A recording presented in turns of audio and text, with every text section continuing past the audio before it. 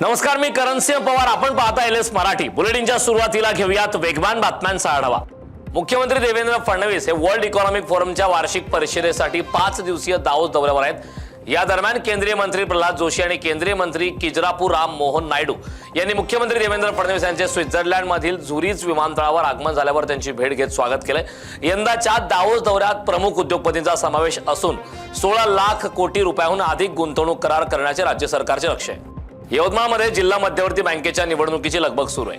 निवडणुकीची प्रारूप मतदार यादी प्रसिद्ध करण्यात आली आहे. या संदर्भात आक्षेप नोंदवण्यासाठी 29 जानेवारीपर्यंत मुदत देण्यात आली आहे. त्यामुळे येत्या काही महिन्यात बँकेच्या निवडणुका लागणार असल्याचं निश्चित झालंय.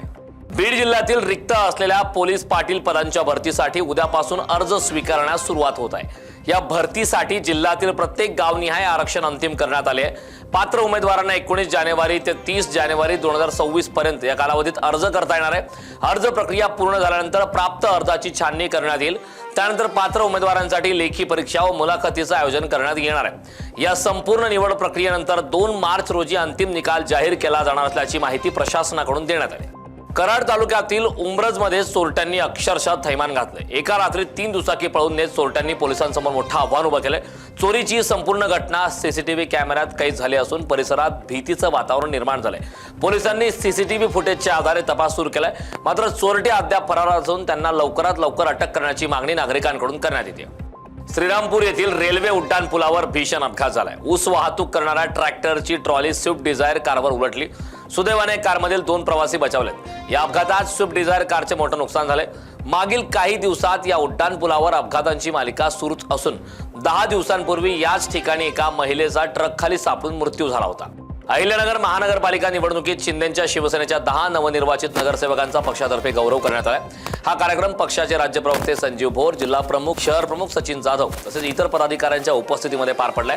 निवडणुकीदरम्यान झालेल्या चुका तसेच मित्र पक्षांकडून झालेली फसगत सुधारून शिवसेना नव्या ताकदीने पुढे वाटचाल करेल असा विश्वास त्यांनी यावेळी व्यक्त केला. 2024च्या सिल्लोड सोयगाव विधानसभा निवडणुकीदरम्यान मतदारांना धमकी दिल्याचा आरोप आमदार अब्दुल सत्तार यांच्यावर करण्यात आलाय.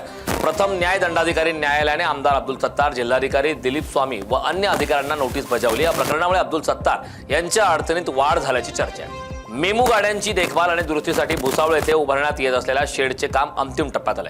तर पुढील 4 महिन्यात हे काम पूर्ण होणार आहे. मध्य रेल्वेतील हा एकमेव मेमू शेड असून भविष्यात वंदे भारत एक्सप्रेसची देखभाल ही भुसावळ येथे करण्याचे नियोजन असल्याची माहिती मध्य रेल्वेचे महाव्यवस्थापक विवेक कुमार गुप्ता यांनी दिली. पुणे जिल्ह्यातील उत्तर भागात तापमानाचा पारा चांगलाच घसरलाय. कडाक्याच्या थंडीमुळे गहू पिकाला चांगलाच फायदा होत असून हे वातावरण गव्हाच्या पिकाला पोषक ठरतंय. या पुढच्या काळात वातावरणाने चांगली साथ दिल्यास गहू उत्पादक शेतकऱ्यांना चांगला फायदा होत गव्हाच्या पिकातून चांगलं उत्पन्न शेतकऱ्यांना मिळू शकतं. अकोल्यातील मूर्तिजापूर शहरात टेलिफोन कॉलनीतील परिसरात चोरट्यांनी एका बंद घरावर डल्ला मारला. कुटुंबीय बाहेर गावी गेल्याची संधी साधत चोरट्यांनी या घराला लक्ष्य केले. पहाटेच्या सुमारास ही घरफोडी झाली असून चोरट्यांनी काही नगदीऐवजी दागदागिने चोरून नेल्याची माहिती आहे. या प्रकरणी अज्ञात चोरट्यांविरोधात गुन्हा दाखल झाला असून या प्रकरणी अधिक तपास मूर्तिजापूर पोलीस करत आहेत. वेगवान बातम्यांचा आढावा घेतल्यानंतर या बुलेटिनमध्ये वेळ झालेली आहे. इथेच थांबण्याची. पाहत राहा एलएस मराठी.